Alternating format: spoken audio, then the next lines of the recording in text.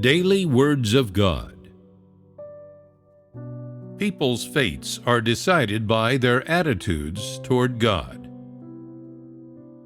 God is a living God, and just as people behave differently in different situations, His attitude toward these behaviors differs because He is neither a puppet, nor is He a bunch of empty air.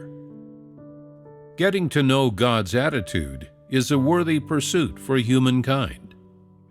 People should learn how, by knowing God's attitude, they can little by little attain knowledge of God's disposition and come to understand His heart.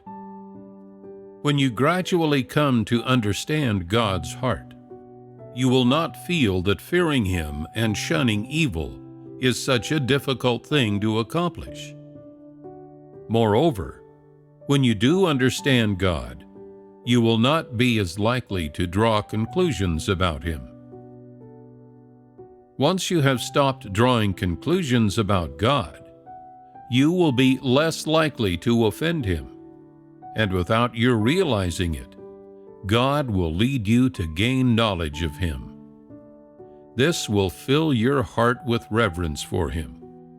You will then stop defining God by way of the doctrines, letters, and theories you have mastered. Instead, by constantly seeking out God's intentions in all things, you will unconsciously become a person who is after God's heart. God's work is unseen and untouchable by humans, but as far as He is concerned, the actions of each and every person, along with their attitude toward Him, are not merely perceptible by God, but visible to Him as well. This is something that everyone should recognize and be very clear about. You might always be asking yourself, does God know what I'm doing here? Does He know what I'm thinking about right now? Maybe He does, and maybe He doesn't. If you adopt this sort of viewpoint, following and believing in God, yet doubting His work and His existence, then sooner or later there will come a day when you will arouse His anger, for you are already teetering on the edge of a dangerous precipice.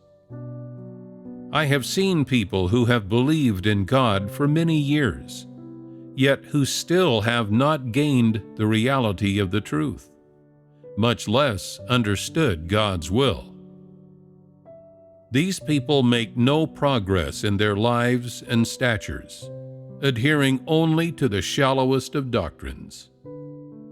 This is because such people have never taken God's word to be life itself, and they have never faced up to and accepted His existence.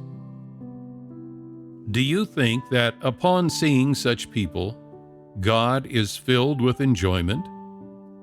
Do they comfort Him? Thus, it is how people believe in God that decides their fate. Concerning how people seek and how people approach God, people's attitudes are of primary importance. Do not neglect God like He is just a bunch of empty air floating around in the back of your head. Always think of the God you believe in as a living God, a real God. He is not sitting around up there in the third heaven with nothing to do.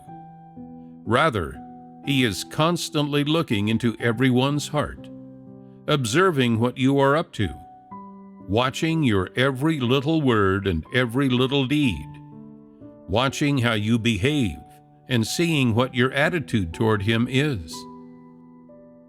Whether you are willing to give yourself to God or not, all of your behavior and your innermost thoughts and ideas are laid bare before Him and being looked upon by Him. Due to your behavior, due to your deeds, and due to your attitude toward Him, God's opinion of you and His attitude toward you are constantly changing. I would like to offer some advice to some people. Do not place yourselves like infants in the hands of God, as if He should dote on you, as if He could never leave you, and as if His attitude toward you were fixed and could never change. And I advise you to quit dreaming. God is righteous in His treatment of each and every person, and He is earnest in His approach to the work of conquering and saving people. This is His management. He treats every single person seriously, and not like a pet to play with. God's love for humans is not the pampering or spoiling kind, nor are His mercy and tolerance toward humankind indulgent or unmindful. On the contrary, God's love for humans involves cherishing, pitying, and respecting life. His mercy and tolerance convey His expectations of them, and are what humanity needs to survive. God is alive, and God actually exists. His attitude toward humankind is principled, not at all a pack of dogmatic rules, and it can change. His intentions for humanity are gradually changing and transforming with time, depending on circumstances as they arise, and along with the attitude of each and every person. Therefore, you should know in your heart with absolute clarity that the essence of God is immutable, and that His disposition will issue forth at different times and in different contexts. You might not think that this is a serious matter, and you might use your own personal notions to imagine how God should do things. However, there are times when the polar opposite of your viewpoint is true, and by using your own personal notions to attempt to gauge God, you have already angered Him. This is because God does not operate the way you think He does, nor will He treat this matter like you say He will. Thus, I remind you to be careful and prudent in your approach to everything around you, and learn how to follow the principle of walking in God's way in all things, which is to fear God and shun evil. You must develop a firm understanding with regard to the matters of God's will and God's attitude. You must find enlightened people to communicate these matters to you, and you must seek in earnest. Do not view the God of your belief as a puppet, judging Him at will, arriving at arbitrary conclusions about Him, and not treating Him with the respect He deserves. While God is bringing you salvation and determining your outcome, He may grant you mercy, or tolerance, or judgment and chastisement. But in any case, His attitude toward you is not fixed. It is dependent on your own attitude toward Him, as well as your understanding of Him.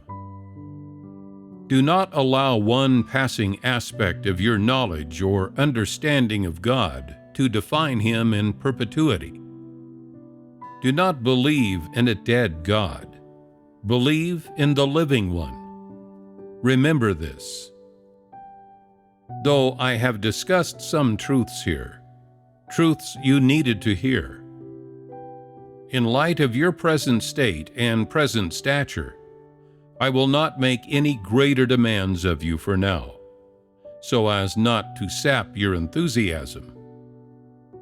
Doing so could fill your hearts with too much bleakness and make you feel too much disappointment toward God.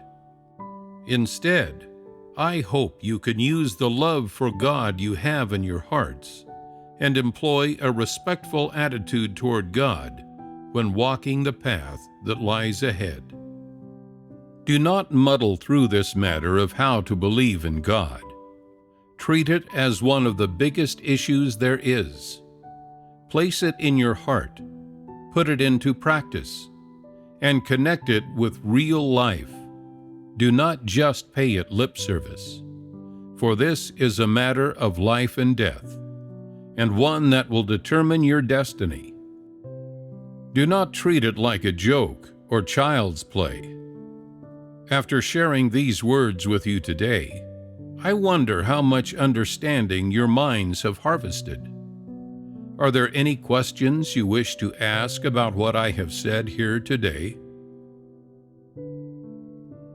Although these topics are a bit new and a bit removed from your views, from your usual pursuits, and what you tend to pay attention to, I think that once they have been fellowshipped by you for a period of time, you will develop a common understanding of everything I have said here. These topics are all very new, and ones that you have never considered before, so I hope that they will not add to your burden in any way. I am not speaking these words today to frighten you, nor am I using them as a way to deal with you. Rather, my aim is to help you to understand actual facts about the truth. Because a gulf exists between humankind and God, though people believe in God, they have never understood Him or known His attitude. Humans have also never been very enthusiastic in their concern for God's attitude. Rather, they have believed and proceeded blindly, and been careless in their knowledge and understanding of God. I therefore feel compelled to clear these issues up for you, and help you to understand just what kind of God this God you believe in is, as well as what He is thinking, what His attitude is in His treatment of various sorts of people, how far you are from fulfilling His requirements, and how great the disparity is between your actions and the standard He demands. The goal in informing you of these things is to give you a yardstick by which to measure yourselves, and so that you will know what kind of harvest the road you are on has led to, what you have not obtained along this road, and in what areas you simply have not gotten involved. While communicating amongst yourselves, you usually speak on a few commonly discussed topics that are very narrow in scope and shallow in content. There is a distance, a gap between that which you discuss and God's intentions, as well as between your discussions and the scope and standard of God's demands. Proceeding like this over time will result in your deviating ever farther from God's way. You are just taking God's current utterances and turning them into objects of worship, and seeing them as rituals and regulations. That is all you are doing. In actual fact, God simply has no place in your hearts, and He has never really obtained your hearts.